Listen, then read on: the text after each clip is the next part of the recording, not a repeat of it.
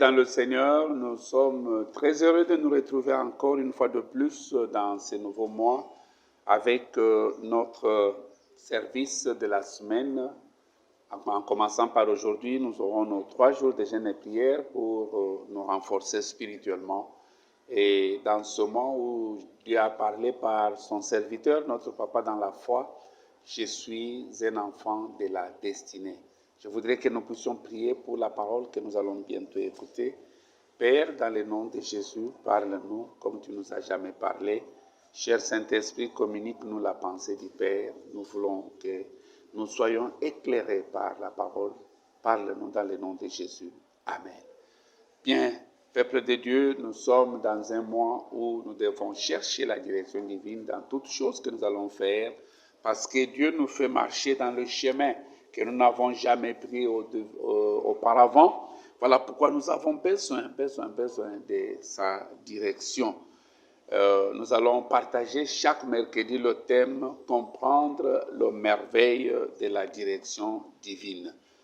Notre thème du mois, « Je suis un enfant de la destinée », ça signifie « j'ai une destination ». Je vais quelque part et là où je vais, j'ai besoin d'un guide, j'ai besoin de quelqu'un qui doit me diriger. Dans Deutéronome 32, le verset 9 jusqu'au verset 14, on va lire Deutéronome chapitre 32, du verset 9 au verset 15, on peut aller jusqu'à 15, Deutéronome 32, du verset 9 à 15. Mais il s'est réservé le peuple d'Israël, il a pris sous sa protection les descendants de Jacob. Le Seigneur a trouvé Israël au désert, au milieu des hurlements des chacals. Il a pris soin de lui, il l'a instruit, il a veillé sur lui comme sur la prunelle de ses yeux. Il fit pour lui semblable à un aigle qui plane au-dessus de son nid et invite ce petit à s'envoler, ou qui étend ses ailes au-dessous d'eux et les retient s'ils tombent. Oui, le Seigneur seul a conduit son peuple sans l'aide d'aucun autre Dieu. Il les a installés dans la région des collines et les a nourris des produits de champs. Pour eux, il a fait couler le miel parmi les rochers et pousser les oliviers sur des sols rocailleux. Les vaches et les brebis leur donnaient du lait, les agneaux, le bélier bien gras et les boucs leur fournissaient de la viande. Ils mangeaient le meilleur froment et buvaient le vin de leur vignoble. Israël a mangé et s'est rassasié. Yégoum, bien repris, s'est révolté. Devenu gras et bouffi, il a délaissé Dieu, son Créateur. Il a déshonoré son protecteur et son sauveur. Mais toi, tu ne vas pas laisser Dieu. Pourquoi? Parce que tu désireras toujours la direction divine. Bien-aimés dans le Seigneur, il y a 2 merveilles quand Dieu nous dirige. Et c'est quoi le merveille? On appelle merveille toute chose qui cause l'admiration, toute chose qui amène que les gens soient étonnés. C'est ce que nous appelons une merveille. Et quand Dieu nous conduit, il nous conduit pour jouir de merveilles. Quel que soit notre âge, bien-aimé, étant de brebis du Seigneur, nous avons besoin du berger. Et le travail de berger, c'est de diriger son peuple. Je vis dans Jérémie 10, le verset 23, le frère Jérémie dit, Jérémie chapitre 10, le verset 23, il dit, « Je sais, oh Dieu, ce n'est pas à l'homme quand il marche à diriger ses pas. » Ce n'est pas à l'homme quand il marche à diriger ses pas. Jérémie le sait. Et Romains 8, 14 nous dit, tous ceux qui sont conduits par l'Esprit de Dieu, ils sont enfants de Dieu.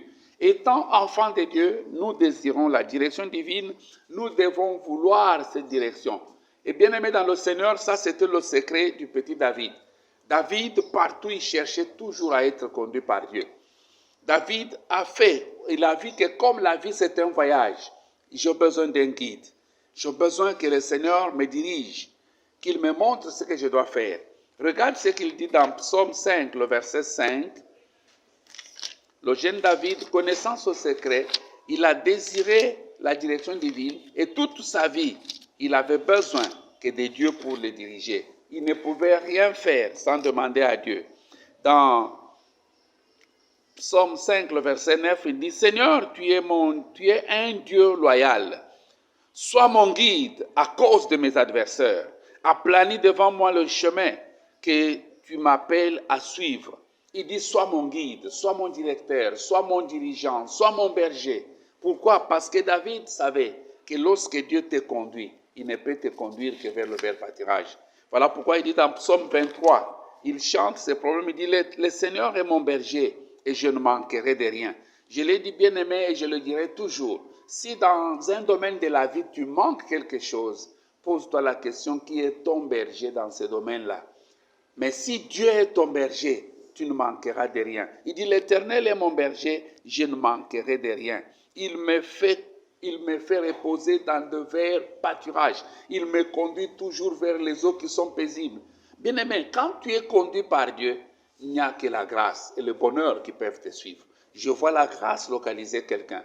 Vous savez, bien-aimé, quand tu as la grâce de Dieu, la grâce peut te positionner là où les hommes ne peuvent pas te positionner.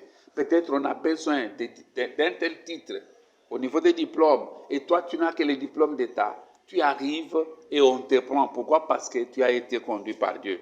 Bien-aimé, sur cette terre, pour que tu puisses tirer le meilleur, tu as besoin de la direction divine.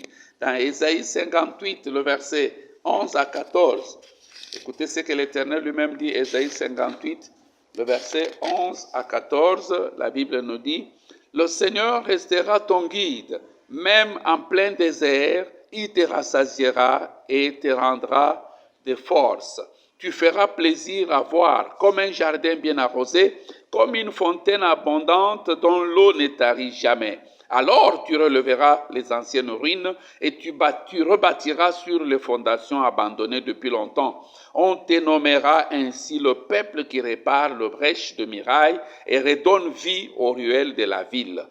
Si tu renonces à travailler les jours du sabbat ou à traiter une bonne affaire les jours qui m'est consacré, dit le Seigneur, si tu parles du sabbat comme d'un jour de joie, consacré à mon service et qu'il convient d'honorer, si tu le respectes effectivement en renonçant à travailler, à saisir bonne affaire et à marchander longuement, alors je deviendrai la source de ta joie. Moi, le Seigneur, je t'emmènerai en triomphe sur le plus haut sommet et je te ferai profiter du pays que Jacob, ton ancêtre, a reçu en propriété. Voilà ce que je promets. L'Éternel promet, quand il conduit quelqu'un, c'est pour les rassasier. Toi, tu seras rassasié. Tu ne manqueras jamais d'être rassasié. Il a dit dans Ésaïe 42, le verset 16, il dit, je vais conduire le peuple sur un chemin qu'il n'avait jamais pris. Et je vais aplanir devant eux. Quand Dieu lui-même te conduit, bien-aimé, il te conduit et il aplanit les chemins. Et c'est très important pour nous. Quand tu regardes tous les géants de la Bible, tous ceux-là qui ont fait du succès dans la Bible, ils l'ont fait sur base de la direction divine. Ils ont été dirigés par Dieu et ils ont fait des succès. Abraham, par exemple, dans Genèse 12, 1 à 3, Dieu lui montre la direction qu'il devait faire. Et quand il est allé, cet homme est devenu riche. Isaac voulait fuir le pays dans Genèse 26. 1, le premier verset nous dit, il y a une grande famine. Au verset 12, Dieu lui avait indiqué ce qu'il devait faire et cet homme est devenu de plus en plus riche. Quand vous prenez Gédéon, quand il a rencontré Dieu, Dieu lui dit, va avec la force que tu as. Dans Juge 6, le verset 12, tu as Pierre qui a travaillé toute la nuit sans rien avoir. Mais dans Luc 5, 1 jusqu'au verset 8, il a la direction divine. Dans la même rivière, avec le même filet, il a fait vraiment des exploits. Pourquoi ne pas parler de Philippe? Dans Acte 8, du verset 26, Dieu l'envoie dans le désert. Et là, il y aura la conversion du premier Africain. Paul, Acte 9, ainsi de suite. Vous constaterez, bien-aimés, tous ces bien-aimés, ils ont réalisé des grandes choses par la direction divine. Je te vois toi aussi dans ce mois devenir un homme de succès, mais par la direction divine. Mais quelles sont alors les merveilles qui sont dans la direction divine? Lorsque Dieu me conduit, quelles sont les choses qui vont faire que je puisse être un homme qui produit des choses qui étonnent, un homme qui produit des choses qui admirent? Bien aimé, vous devez d'abord le savoir, nous avons été rachetés pour dominer. La domination, c'est notre caractéristique. Quand vous prenez, la Bible nous dit, l'Éternel a dit à mon Seigneur, viens t'asseoir à ma droite jusqu'à ce que je fasse de tes ennemis de marche-pied, domine au milieu de tes ennemis. Et l'homme a été créé pour dominer. Dieu dit, créons l'homme à notre image et qu'il domine. Bien-aimé, lorsque tu es dirigé par Dieu, tu vas finir dans la domination. Éphésiens chapitre 2, le verset 5 à 6. Vous pouvez aussi lire le Éphésiens 1, verset 20 à 21. Non seulement nous avons été rachetés pour dominer, mais nous avons été rachetés pour régner. Dans Apocalypse 5, le verset 10, la Bible nous dit qu'il va racheter de toutes les nations, de tout le peuple. Pourquoi? Qu'il règne sur la terre.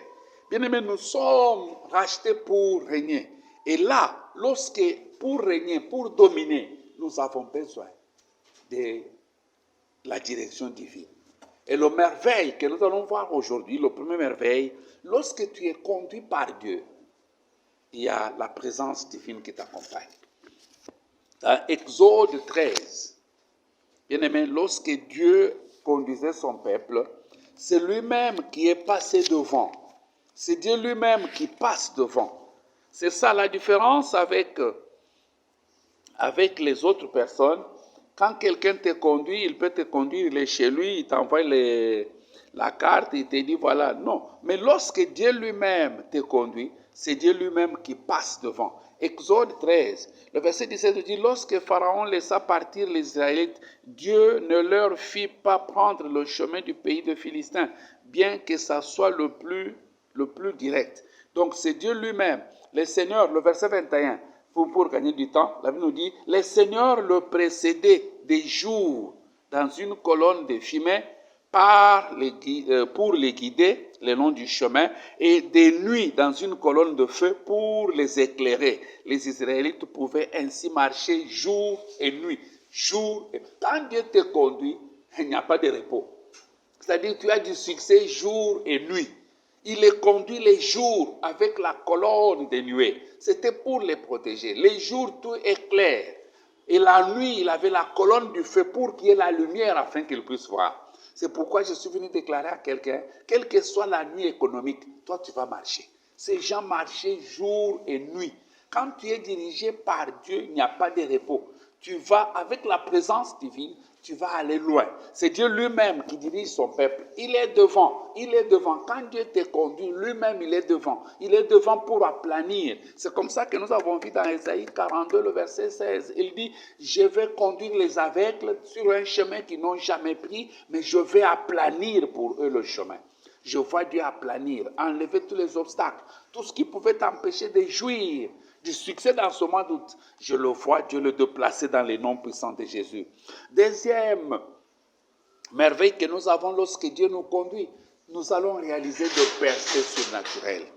Nous allons réaliser de percées surnaturelles. La direction divine déclenche de percées surnaturelles. Regardez par exemple Jonas. Jonas a été dirigé par Dieu pour aller tout droit à Ninive. Et Jonas est arrivé à Ninive, quand vous lisez dans Jonas 3, le verset 1er au 10e, le message de Jonas qui n'avait même pas quelque grâce à l'intérieur. Le message de Jonas était très dur, mais parce que c'était la direction divine, toute la ville bien-aimée s'est répandue, en commençant par les rois. Il a même ordonné qu'on puisse gêner, et même le bête, il a dit, même si une bête mange, on la tue. Et Dieu est revenu sur sa décision. Bien-aimé, lorsque tu es dirigé par Dieu, tu vas réaliser des percées que tu n'avais jamais réalisées. Dans Psaume 60, le verset 14, la Bible nous dit, avec Dieu, nous ferons des exploits. Nous allons faire de percées lorsque nous sommes dirigés par Dieu. Pourquoi? Parce que Dieu lui-même est devant. Quand Dieu conduit son peuple, lui-même, il est devant. Il est devant pour aplanir, il est devant pour accorder du succès. Et regardez dans Ésaïe 45, parlant des services, Ésaïe 45, la Bible nous dit du premier verset jusqu'au verset 3e, quand Dieu conduit quelqu'un, les percées surnaturelles sont déclenchées. La direction divine déclenche le percée surnaturel. Voici ce que le Seigneur déclare à Cyrus, tu peux mettre ton nom, l'homme qu'il a consacré, je te donne mon appui pour te soumettre les nations, pour ôter au roi leur pouvoir et ouvrir devant toi les portes verrouillées des villes. Moi-même, je marche devant toi pour aplanir les obstacles, fracasser les portes de bronze et briser les verrous de fer. Je te livre les trésors secrets et les richesses bien cachées. Ainsi tu sauras que je suis le Seigneur, que je t'engage personnellement, moi, le Dieu de Jacob. Donc, lorsque l'Éternel te conduit, c'est pour que tu puisses jouir de percées. Je te vois jouir de percées que tu n'avais jamais pensé avoir. Et cela dans le nom puissant de Jésus. La troisième merveille que nous avons aujourd'hui, c'est quand tu es dirigé par Dieu, tu vas jouir de victoires surnaturelles. Tu vas jouir de victoires surnaturelles. Dans Josué chapitre 6, le verset 1er au 20e verset, la Bible nous dit que Jéricho était barricadé, Jéricho était fermé, personne ne pouvait entrer, personne ne pouvait sortir. Et c'est pourquoi Israël avait besoin de la direction divine. Bien-aimé, devant toute chose qui est fermée devant toi, toute chose qui est barricadée, toute chose où on t'empêche d'accéder, dès que tu as la direction de Dieu, tu vas accéder à la chose. Bien-aimé, il n'y a rien, si tu es dirigé par Dieu, que tu ne peux pas avoir. Jéricho était barricadé, personne ne pouvait entrer, personne ne pouvait sortir, mais il y avait au moins la direction divine. Quand Dieu a donné sa direction à Josué, il a dit que le peuple fasse le tour. Je crois que le premier jour, quand ils sont venus faire le tour, les gens de Jéricho ont commencé à se moquer d'eux. Ils ont dit, nous avons des armes, et ils viennent avec des trompettes. On va voir qui va les laisser entrer. Mais c'était la direction divine. Au 7e jour, au 7e tour, quelque chose s'est passé. Je vois quelque chose va se passer.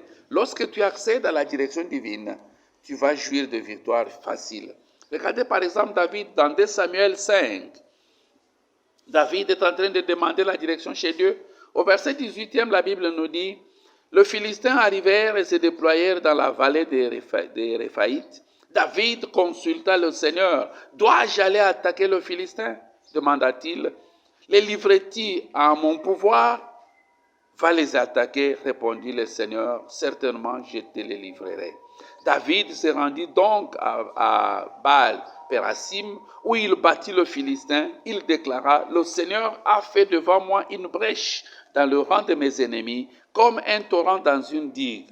De là vient le nom donné à cet endroit, Baal-Pérasim, ce qui signifie le maître de brèche. Le Philistin avait abandonné sur place leurs idoles. David et ses hommes les emportèrent. Donc, ils ont eu la victoire terrible. Le verset 25 jusqu'au verset 26e, David agit selon les ordres du Seigneur. Il put ainsi battre le Philistin et il les poursuivit jusqu'à Geba à l'entrée de Gézer. Vous voyez, David a eu cette victoire. Pourquoi? Parce qu'il a consulté l'Éternel.